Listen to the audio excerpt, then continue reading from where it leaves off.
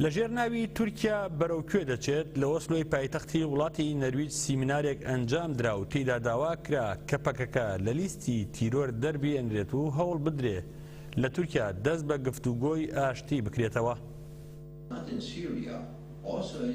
دوێنێ لە بارگای ناوەندی ئازادی ڕادەربڕین لە شاری ئۆسلۆی پایتەختی وڵاتی نەرویج لەلایەن ڕێکخراوی جیهانی پێنەوە سیمینارێک ڕێکخرا هەریەک لە کۆمەڵەی نووسەرانی نەرویج کۆمیتەی ڕۆژنامەوانە یەکێتی چاپەمەنیەکان زانکۆی ئۆسلۆ بەشی ئازادی ڕادەربڕین بەشداریان تێدا کردو باسی پرسی هەوڵی کوردستان سەربازەکەی 15 تەموزی تورکیا و داهاتووی ئەو وڵاتیان کرد.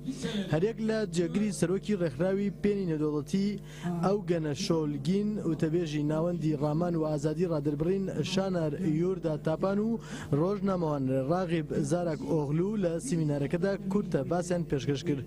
لە باسەکانیاندا ڕایەنگەیان دەسەڵاتدارەتی ئاکەپە هەوڵی کودەتایی 15 تەموزی وەک بیان و بەکارهێناوە دژ بە ئازادی بیرروڕاو هێرشکردنە سەر ئەکادیمی و هێزە سیاسی ئۆپۆزیسیۆنەکان. بازاران ئەکادیمی و نووسەر و ڕۆژنامەوان و سیاسەتمەدار بە تۆمەتی تیرۆر و کودەداچی لە کونجی زیندانەکان توندکراون. لە کورتە فیلمێکی دیکۆمنتاریشدا کە وتەبێژی ناوەندی ڕامان و ئازادی ڕادەربڕین شانار یۆردا تاپان ئامادەی کردبوو کۆمەڵکوژیەکانی ئەردۆگان و ئاکەپە دژ بە کوردان خرابوونە ڕوو. شانار لە باسەکەشیدا ڕوونی کردەوە کە ئەوەی ئێستا ئاکەپە دژ بە شارەداریەکانی باکوور ئەنجامی دەدا مانای ئەوەیە کە ئاکەپە شەڕی ڕاگەیاندووە و باوەڕی بە چارەسەری ئاشتیانەی پرسی کورد و پرسەکانی تری ئەو وڵاتە نییە.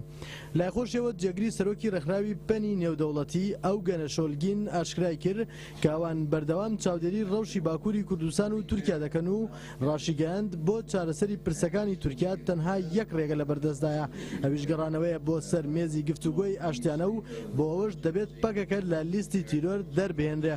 لایخۆشیەوە ڕۆژنامەوان ڕاغیب زارک ئۆغلو لە باسەکەیدا تیشکی خستە سەر فشارەکانی ئاکەپە لە سەر میدیای ئازاد و ڕایگەاند هێرشی سەر میدیا لە فشارەکانی سەر ڕۆژنامەکانی ئۆزگور گوندەم و ئازادی وڵاتدا گەشتنە لووتکە و وتیشی دەبێت تەواوی ڕۆژنامەوانانی دەستگیرکرا و ئازاد بکرێن.